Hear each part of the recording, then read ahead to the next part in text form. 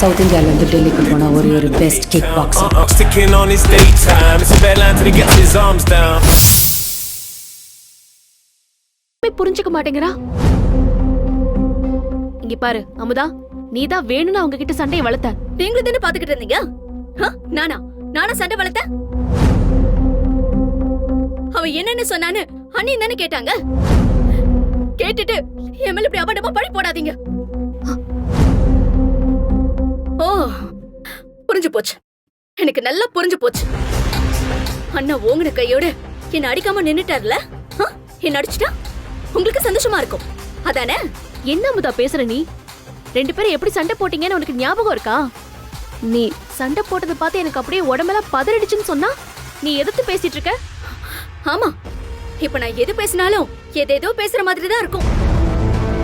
அண்ணா, உனக்குதான் அண்ணியை சந்தோஷப்படுத்துறதுன்னா ரொம்ப பிடிக்குமே. நீ என்ன அடிச்சா அண்ணி ரொம்ப சந்தோஷப்படுவாங்க. அடினா அடி, என்ன அடினா அடி, அடினா அடி, நல்லா அடி. அமுதா, அடினா, அடி, என்ன பண்ற? அடினா, கையை விடு அமுதா. அமுதா கையை விடுங்கறல்ல. அடினா, என்ன பண்ணிட்ட? அடி, அடினா, என்ன அடிச்சா அண்ணி ரொம்ப சந்தோஷப்படுவாங்க. இந்த பார், நீ அதாவது கற்பனை பண்ணி பேசிட்டு இருக்காத. உன் அண்ணியை பத்தி உனக்கு தெரியாதா என்ன? கபிலன், நம்ம அமுதாவா இப்படிலாம் நடந்துக்கிறான்னு? இல்ல நீ, நான் உங்க அமுதாவே இல்ல. உங்க கண்ணுக்கு அமுதா தெரியவே மாட்டான். கபிலா, இப்ப அவள்கிட்ட எதுவும் பேசாத. அவளுக்கு கொஞ்சம் கோபம் குறையட்டும், அப்புறம் பேசிக்கலாம்ப்பா. தா, நீ போ, ரூமுக்கு போ. போ, ரூமுக்கு முதல்ல போமா.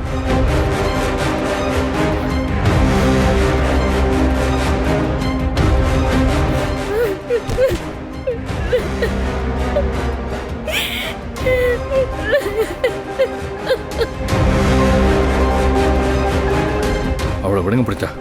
உங்களுக்கு அடி எதுவும் படல.